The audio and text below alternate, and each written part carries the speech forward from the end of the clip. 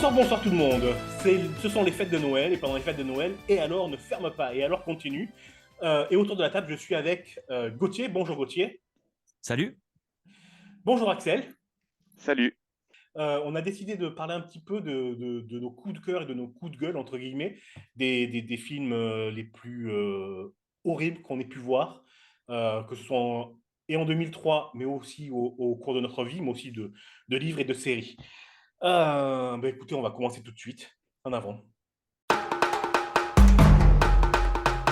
Tu check.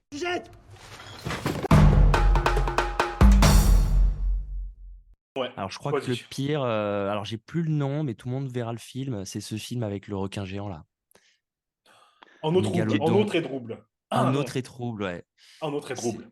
Ouais, voilà, c'est le énième film d'un genre. Mais bon, sur le papier, j'aime bien le genre à la base. C'est ce truc un peu complètement, comment dire, où c'est un requin géant, Sharknado, tous les trucs un peu ironiques comme ça. Snake in the Plane. Ouais, voilà, des trucs comme ça. Mais là, c'était un peu trop. C'est sorti au cinéma cette année. C'est sorti le 2 août en salle, effectivement. Et le premier numéro est disponible sur Amazon, en VOD. C'est avec Jason Statham. Jason Statham. Je sais pas comment on dit ça, mais bon, bref. Je l'ai pas vu. J'aime pas trop ce genre de film, personnellement. Que ce soit avion, des serpents dans l'avion, films de requins, tout ça. J'aime pas trop ce genre de film. Je préfère quand c'est des monstres imaginaires, genre Godzilla. Ça m'intéresse plus que... ouais, à la limite. Mais est-ce que l'histoire, elle est un peu futuriste? Parce que là, je vois des combinaisons un peu sur les images de... De la bande-annonce? Non, c'est pas futuriste, je pense pas. Non. Non, c'est juste que ils ont plein de matériel de pointe, quoi. Ça plaît. Oui. Ouais, c'est stylé, c'est pour faire c'est pour faire beau à l'écran. Pour que les fans de Jason Statham disent « Oh mon Dieu, il est musclé !» C'est ça, Jason Tatum. Jason Tatum, ouais. Pardon. Et l'histoire, c'est quoi? C'est juste qu'ils se battent contre un requin et c'est... Est-ce qu'il y a vraiment une histoire? Le but, c'est de faire bouffer les gens, c'est de faire bouffer les gens par un requin, quoi. C'est le requin le plus gros, voilà, c'est le monstre des mers, il faut absolument l'avoir. C'est ce genre de truc, quoi. Je suis plus fan des vieux films où c'était ironique, mais parce que c'était un peu mal fait, c'était volontairement un peu mal fait. Il y en a pas mal. Il y a pas mal d'acteurs aussi qui ont fait pendant le Covid, là, c'est Pio, je crois. Pio Marmaille, il s'appelle. Oui. Qui a fait un petit film avec sa famille pendant le Covid, qui est hilarant. Trouve ça sur Internet. Ultimate Vengeance. Ouais, les origines. C'est ça. C'est hilarant, quoi. C'est un petit truc qu'ils ont fait en famille avec la caméra et tout. Et c'est pas mal. Ça, je le conseille pour le coup. On va les appeler les fantômes, comme ça tout le monde va les reconnaître. Ceux-ci vivent dans un monde subtil d'énergie et de vibration qui est en parallèle du monde terrestre, des capacités d'énergie qui font qu'ils peuvent bouger des meubles, s'asseoir sur un lit, toucher les gens qui sont ici. Ils disent que je suis fou, que j'ai des allures, comme si tout se passait dans ma tête. Mais la vie de ma mère, je les ai vus, j'étais rappeur, maintenant je suis prophète. Dois contrer le maléfice, changer le destin, refermer la porte des ténèbres. Des mauvais esprits, il en reste plein, je dois tous les chasser comme les Warren. Partout où je vais, je suis pourchassé par mes démons, mes fantômes du passé. Oui, les soirs de pleine lune, j'ai des visions, je fais des incantations dans la forêt. On specte des monstres à la machette, j'ai tous les gris-gris, tous les gadgets, et beaucoup de preuves sur les cassettes. Oui, on chasse des fantômes comme dans Ghostbusters. On chasse des fantômes comme dans Ghostbusters. C'est la fantômerie. On chasse des fantômes comme dans Ghostbusters. On chasse des fantômes comme dans Ghostbusters. C'est la fantômerie. Ghostbusters. Même après la mort, c'est pas fini. C'est pas anormal, c'est pas surnaturel. Je parle avec les morts, je vois des esprits. Les murs ont des bras, des jambes et des oreilles. Méfie-toi des prêtres et des pasteurs. Font talent le camion avec Scooby. Dépressif depuis la mort de Dobby dans Harry Potter. Maudit depuis ado. J'en sais beaucoup, j'en dis pas trop. Alien dans le panier du vélo. J'ai élevé des rats, des corbeaux. Qu'on se le dise, la fantômerie c'est mon dièse. Le monde de l'au-delà on le baise. Tous les soirs comme vendredi 13. Oui, on chasse des fantômes comme dans Ghostbusters. On chasse des fantômes comme dans Ghostbusters. C'est la fantômerie. On chasse des fantômes comme dans Ghostbusters. On chasse des fantômes comme dans Ghostbusters. C'est la fantômerie. J'ai tous les gris-gris, tous les gadgets et beaucoup de preuves sur des cassettes. Oui, oui, oui. La fantomerie c'est mon dièse. Le monde de l'au-delà on le baise. Tous les soirs comme vendredi 13. Oui, on chasse les fantômes comme dans Ghostbusters. On chasse les fantômes comme dans Ghostbusters. La fantomerie. On chasse les fantômes comme dans Ghostbusters. On chasse les fantômes comme dans Ghostbusters. La fantomerie. Ghostbusters. Aujourd'hui, la parapsychologie jette un regard nouveau sur ce type de manifestation. Sans fermer la porte à une transcendance avec l'au-delà, les parapsychologues croient que ces phénomènes seraient davantage liés à une science inconnue ou à une forme de perception extrasensorielle. Les gens se foutent de nous. Mais nous, on n'est pas fous, on sait très bien.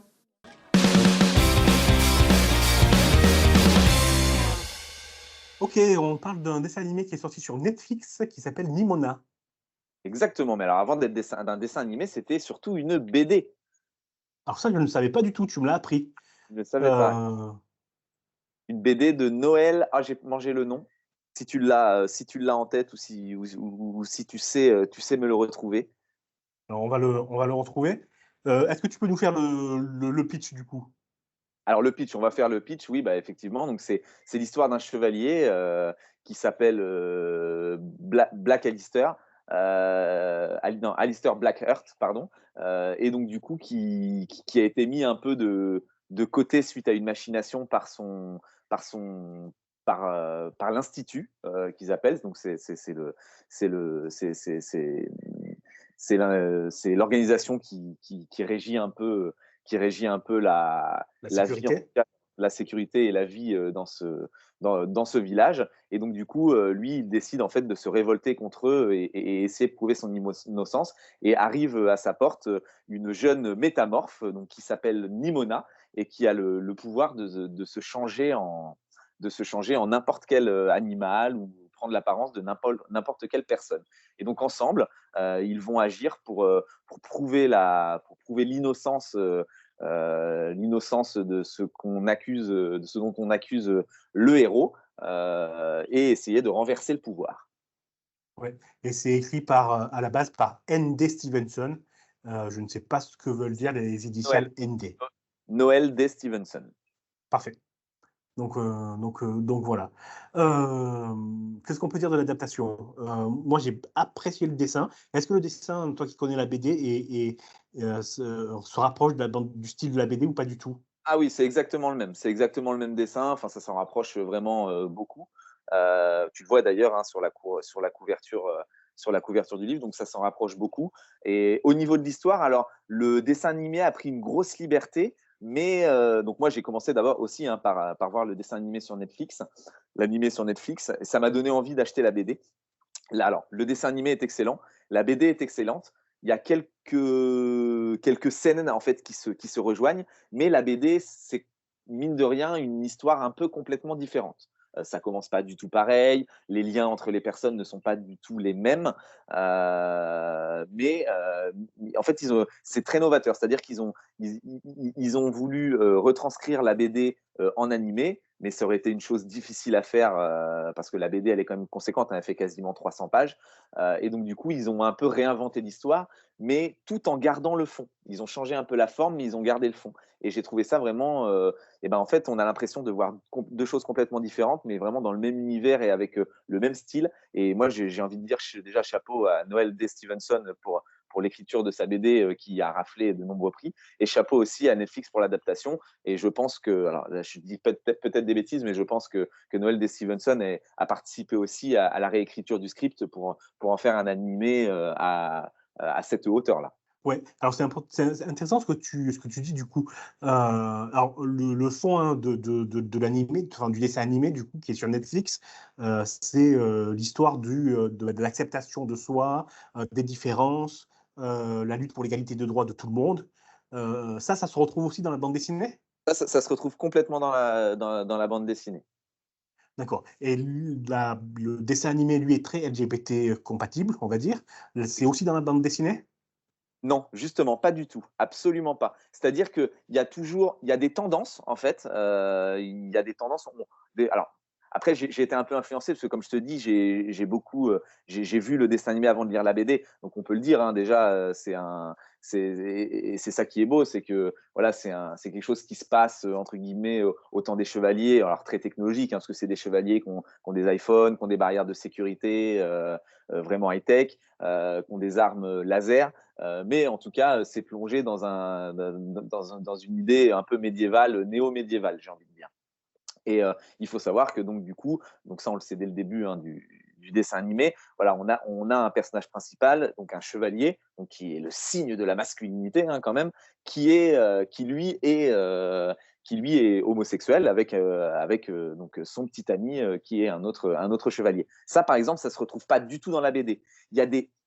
Alors, encore une fois, j'ai peut-être été influencé en ayant vu le dessin animé avant, mais on sait que les deux héros, les deux personnages principaux, hommes, donc Golden Loin et Black Heart, dans le dessin animé, sont homosexuels, et dans le dans la BD, on voit qu'ils ont un lien, mais c'est jamais dit précisément qu'ils sont ensemble. Ouais, c'est souvent comme souvent dans les bandes dessinées, les mangas, etc. C'est plus de la bromance, on va dire. C'est bien ça ou pas? Oui et non. J'ai envie de te dire, j'ai tellement été influencé, étant donné que j'ai vu le dessin animé avant et que je m'attendais justement à ce que ce soit révélé plus loin dans la BD, et ça n'est jamais arrivé. Et pourtant, à plusieurs reprises, il y a Sir Golden Loin qui veut dire quelque chose absolument à Sir Blackheart, et on n'arrive jamais à savoir ce que c'est. Et à la fin, non, ça n'est pas dit clairement. C'est voilà, plus une amitié qu'autre chose. Ouais, la BD est plus, j'allais dire, est plus subtile dans le sens où elle ne dit pas les choses clairement comme c'est dit dans la comme dans le dessin animé, et, Oui. Et ça ouvre à la réflexion, quoi. Est-ce que c'est quelque chose qui peut se dire? Est-ce que l'amitié, c'est forcément un sentiment amoureux? C'est intéressant. Je vais acheter de ce pas cette bande dessinée et la lire, du coup. C'est aux éditions d'Argo. Voilà, tu me diras vraiment ce que tu en penses, parce que vraiment, en fait, c'est vraiment la première fois que ça me fait ça. C'est-à-dire que j'ai adoré le dessin animé, j'ai adoré la BD, mais j'ai été un peu déçu en lisant la BD. Bah, écoute, je l'achète et puis on en reparle. C'est-à-dire que j'ai trouvé le dessin animé vraiment très bien structuré, et j'ai trouvé que la BD était beaucoup moins structurée et laissait beaucoup trop d'interrogations. Alors moi, les interrogations, ça ne me gêne pas, tu vois. Non, mais moi non plus, ça me gêne pas. Mais peut-être que ces interrogations, je les ai eues parce que j'ai vu l'animé avant. C'est peut-être un peu confus ce que je dis, mais en fait, j'ai été perturbé. Voilà, j'ai passé un très bon moment en lisant cette BD. J'ai adoré la BD, mais j'ai été très perturbé parce que peut-être que j'en voulais plus, en fait. Alors, tu vois, on parlait de lancement pourri, mais là, je viens de rater le jingle puisque j'ai oublié de remettre le son à fond.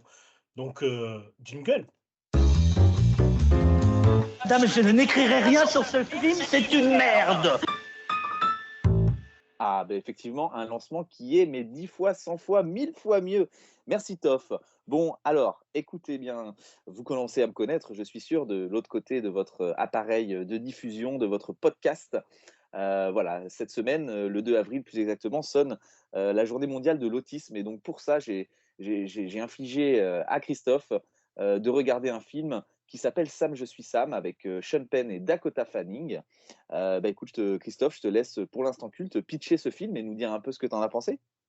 Ouais, donc c'est l'histoire d'un autiste qui est père, qui devient père d'une petite Alice, et la mère ne supporte a priori ni la naissance de cette petite fille ni son mari autiste, et au lieu de rentrer avec le bébé chez elle, elle laisse le bébé au père qui s'appelle Sam, donc, et s'enfuit dans la foule.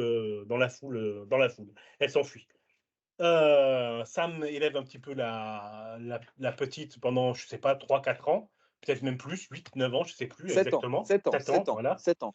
7 ans, et puis juste à ce que les services sociaux s'en mêlent. À ce moment-là, les services sociaux veulent placer la petite dans une famille normale, entre guillemets, et qu'elle n'ait plus de contact avec le père.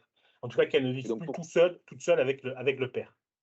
Et pourquoi elle ne peut plus vivre avec son père? C'est que son père a une déficience qui lui donne, malgré son âge avancé, l'intelligence intellectuelle d'un enfant de 7 ans. Et donc aujourd'hui, aux 7 ans révolus de l'enfant, la petite fille en fait surpasse son père sur tous les domaines et donc il est décrété inapte à élever sa fille par les services sociaux. Bah écoute, c'est un bon pitch. Et alors, qu'est-ce que tu en as pensé de ce film que je t'ai infligé, je crois? Ben voilà, tu as dit 2 fois infligé et moi je n'ai pas du tout aimé le film. D'abord, il fait partie de cette catégorie de films dont on a déjà parlé, dans plusieurs émissions. C'est un film à César. Donc c'est un film Ah, qui gagne les Oscar a Césars. pris. Ah, Un Oscar, film à pardon, prix, excuse-moi. effectivement, hein. Un film à prix. Pour ce film, Sean Penn a été nommé aux Oscars 2002. On a Dakota Fanning qui joue la petite fille. Son premier film d'ailleurs, cette actrice qui ensuite a bien émergé, a raflé un tas de prix, meilleur espoir, meilleure jeune actrice dans plusieurs prix nobles du cinéma hollywoodien. Juste pour le rappeler, je t'écoute. Ouais, et Sean Penn n'a rien eu et c'est bien, tant mieux, parce qu'il est minable dans ce film. On avait vu il y a 15 jours l'actrice qui joue la séduction avec la bouche ouverte dans un film Un homme d'exception, pardon. D'ailleurs, il me semble qu'il a concouru à la même année pour le César. Faudrait que je vérifie pour L'Oscar. l'Oscar. Le Oh César, bordel, c'est en France. excuse-moi. Je sais que tu es Bref. quelqu'un de très chauvin, mais bon, rendons à César ce qui est à César et donc les Oscars. Les Oscars, je me l'imprime dans ma tête. Et là, donc, après la meuf qui ouvre la bouche tout le film pour jouer la séduction, on a le mec qui ouvre la bouche pour jouer l'autiste. C'est terrible à voir. C'est très malaisant comme film. Et j'ai pas, moi, j'ai pas aimé du tout ça. Donc, le jeu de Sean Penn est nul. Au-delà, le scénario, il pousse à la larme, larmoyant au possible. Enfin, rien ne va dans ce film. Et puis, on voit que c'est un film de commande aussi. Non seulement un film à prix, mais un film de commande. C'est-à-dire il s'est monté grâce à des subventions de Nike, de Starbucks, de Huggies. Donc, il n'y a pas. Tous les 2 plans, tu as une publicité, quoi. Et qui tombe, mais comme Bon, un cheveu allez. sur la soupe. Bon, Le générique à titre. Ouais, je te vas-y. trouve un petit peu fort de café pour rebondir sur le Starbucks. Bon, je peux entendre certains de tes arguments. Je trouve que tu tapes un peu facilement sur les productions hollywoodiennes quand même, sans y voir les bons attraits. Je peux pas être d'accord avec toi sur le jeu de Sean Penn. Alors, bon, moi, je dois le dire, c'est un film de mon enfance. C'est-à-dire que c'est un film que j'ai découvert quand j'avais entre 10 et 15 ans. Donc, du coup, forcément, c'est une histoire qui m'a touché. Ayant en plus dans mon entourage des personnes autistes, je trouvais que ça rendait un bel hommage. Donc, j'avoue que je te trouve un petit peu dur pour le coup sur ce film. Alors Tu là, je étais te déjà coupe, un hein. peu sur un homme d'exception, mais bon, pour le coup, je pouvais le comprendre. Là, je te trouve vraiment très dur. Alors, moi, je te coupe déjà sur ce que tu as dit tout de suite. Tu dis que tu as des personnes dans ton entourage qui sont autistes. Moi aussi, j'en ai. J'en connais 2 qui ont été diagnostiqués autistes. Et ce film ne leur rend pas hommage, hein, je suis désolé. Hein. Ah ben moi, je Un suis homme pas d'accord. d'exception, ça leur rend plus hommage que même si c'était super mal joué par Russell Crowe, qui se grattait le front pour montrer que oulala, il a un problème psychologique. Ce film-là ne leur rend pas hommage par le jeu, j'allais dire ordurier, tu vois, par le jeu ordurier de Sean Ben, Penn. Ah moi je suis voilà, on sera pas d'accord, hein. Moi je trouve que Sean Penn justement joue très bien. Alors peut-être qu'il surexpose un peu, il surexpose un peu le trait autistique. Alors ça je peux te l'accorder, mais je pense que c'était aussi un message fort qu'a voulu envoyer la réalisatrice dans le sens où ben voilà, c'est mettre la lumière aussi sur le fait que ben, un handicap ne nous fait pas paraître moins humain qu'un autre. Et pour ça, il lui fallait une vedette star. Et oui, je l'avoue, elle a choisi Sean Penn. Ça aurait peut-être été bien aussi de choisir une vraie personne à trait autistique, et c'est peut-être là où tu veux en venir. Mais je pense que pour que le film ait un réel poids, avoir une star de renom qui était Sean Penn, enfin qu'il l'est encore aujourd'hui, mais qu'il était davantage dans les années 2000, je pense que ça a vraiment servi la cause pour le coup. Oui, je te rejoins, c'est mon côté woke, effectivement. Dans Le 8e jour, un film français avec Daniel Auteuil, la personne handicapée était vraiment handicapée. Tout à Et même fait. si le film était dur, j'avais pas ce petit côté malaise que j'ai eu quand j'ai regardé Sam, je suis Sam. de voir un adulte, j'allais dire, un adulte valide jouer l'autiste, ben, moi, ça me gêne, en fait. Et ça m'a gêné tout le long parce que tu vois qu'il joue et je trouve que c'est un crachat que tu fais aux gens qui ont des troubles mentaux, quels qu'ils soient. C'est mon D'accord, côté woke. Ouais, peut-être, je peux l'entendre. Après, bon, pour rebondir un peu sur ce que tu disais, effectivement, le 8e jour, donc après, c'est pas de l'autisme hein, dans le 8e jour, c'est de Non, la trisomie 21. oui. Et on sait qu'il est plus facile de diriger des acteurs atteints de trisomie 21, tout comme leur faire du sport, leur faire des activités, plutôt que des personnes atteintes d'un lourd autisme. Je parle de lourd autisme comme il est indiqué en tout cas dans le film avec Sean Penn. Je rappelle le titre hein, pour ceux que ça intéresse et que ce débat vous avez envie de le trancher. Sam, je suis Sam. Ouais, mais moi, je t'oppose l'argument du journal Papotin, qui est fait par des autistes, lourds aussi, et qui s'en sortent, quoi. Il y a même une série, je crois, qui passe sur France 2, où tu les vois interviewer des gens, des acteurs, des hommes politiques, etc. Ils ont même interviewé Macron, et ils lui ont demandé si c'était normal qu'il se marie avec sa prof.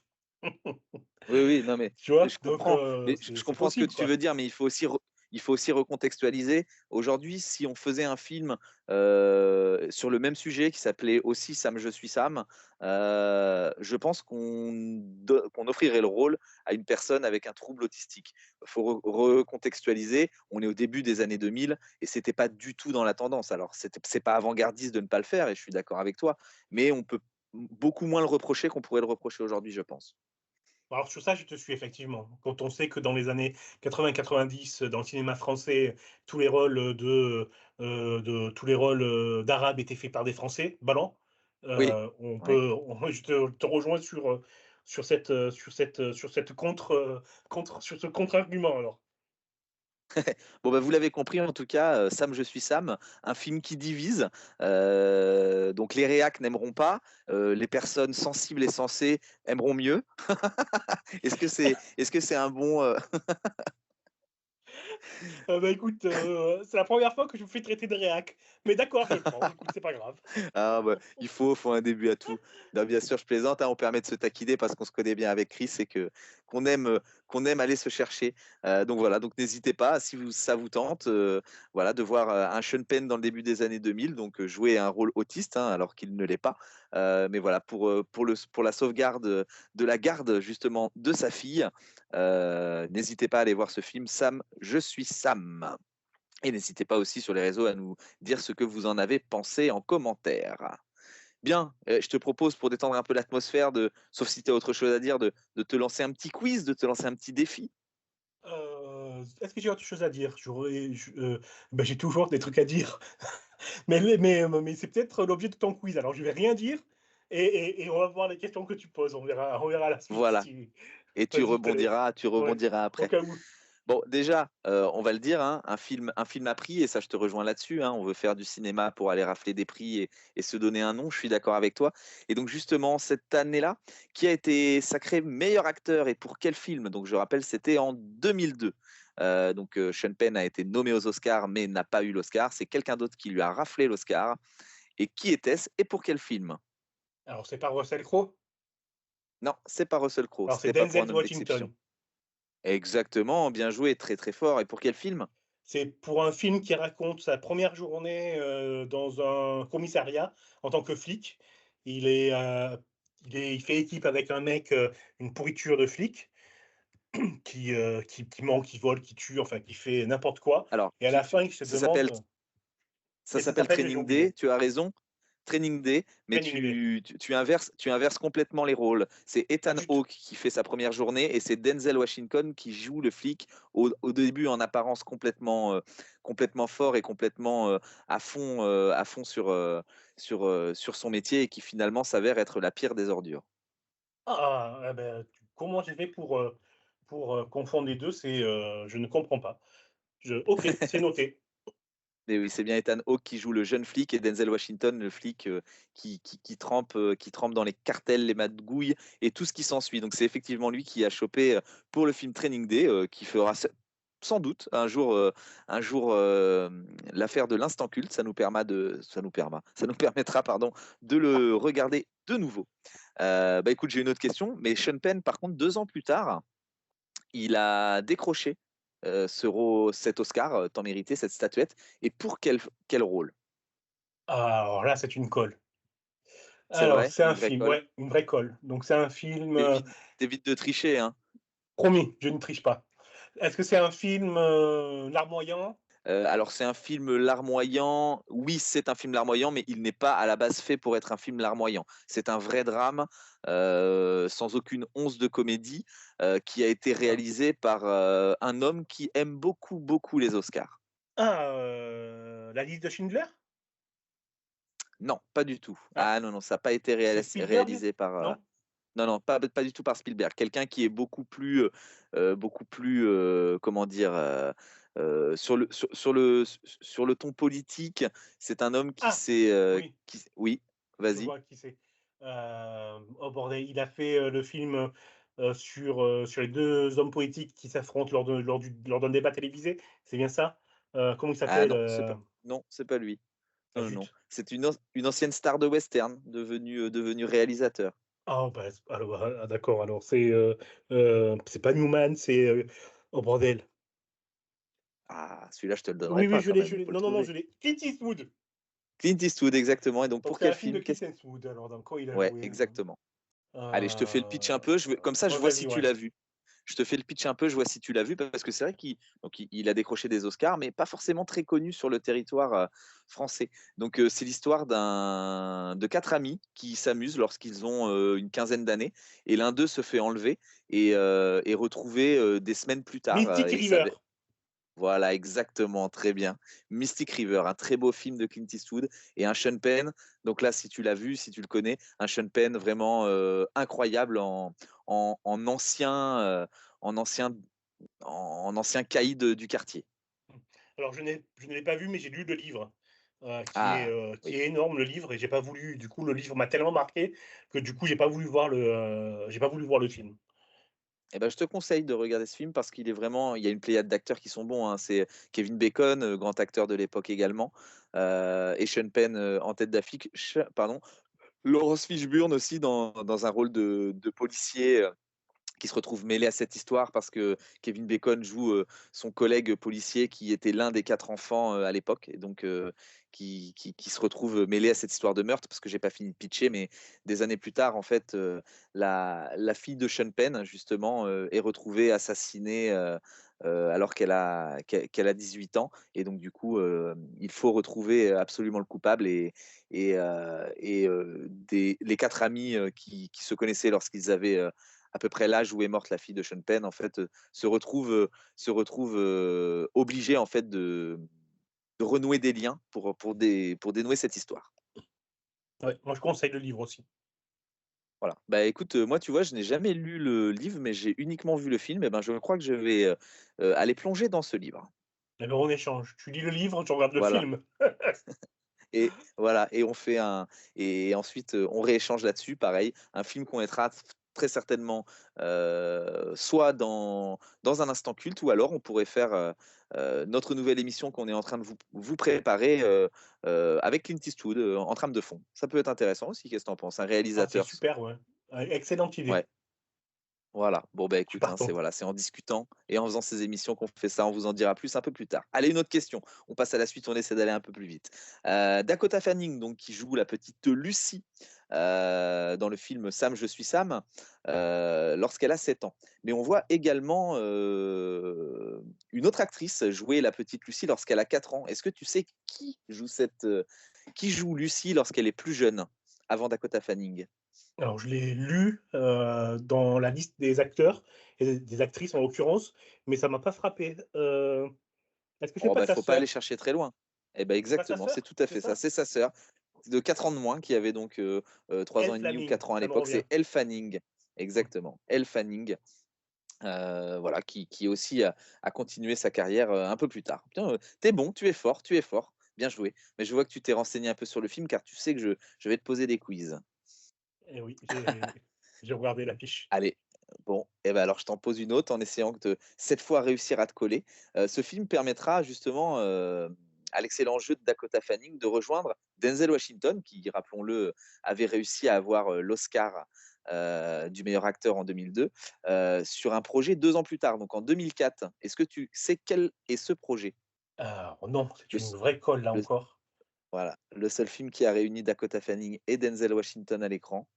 Donc à l'époque, là, elle avait quasiment 10 ans, donc une petite fille un petit peu plus âgée, avec une histoire cette fois Euh, d'enlèvement. Ah non, alors là j'ai rien du tout dans la tête. Je Ouais, te donne la réponse. ouais, vas-y, je Et regarde je pas. suis content de t'avoir collé. Donc c'est un film de... Oh, j'ai perdu son nom, celui qui a réalisé les Transformers plus tard, Michael Bay. Voilà. Excusez-moi. Je crois que c'est Michael Bay, d'ailleurs, tu me le confirmeras en faisant une recherche ultra rapide. Et le film, c'est Man on Fire. Tony Scott, le Qui a réalisateur. réalisé le film. Et Tony Scott en réalisateur. Je suis étonné, j'étais Ouais. persuadé que c'était Michael Bay ou Michael Mann, je ne sais plus. Bref, bon, je me suis trompé. J'en suis désolé pour ceux qui avaient déjà la bonne réponse. Bon, écoute, voilà, un petit quiz de 3 questions. Tu as su répondre à 2,5 sur 3. Hein, c'est pas mal quand même. C'est pas mal, ouais, je suis content. Ça s'entend, J'aurais ça pu faire s'entend. Et du mieux. coup, est-ce que tu as envie de rebondir à nouveau sur ce film ou sur le casting qui est Sam, je suis Sam, je le rappelle, dans notre instant culte, ou est-ce qu'on passe à la suite? Non, je voulais juste dire que moi, j'étais pas content avec le film parce que je trouve que c'est un mauvais film, mais le message est bon. Ils ont même fait des grosses recherches dans un centre autistique à Los Angeles pour travailler sur le scénario, etc. Donc le message est bon, mais le film est mauvais. C'est juste ça que je voulais préciser sur Et tout ce que d'ailleurs, j'avais dit. de mémoire, je crois d'ailleurs que Sean Penn a passé lui-même un temps seul avec des gens autistes dans le centre dont tu parles.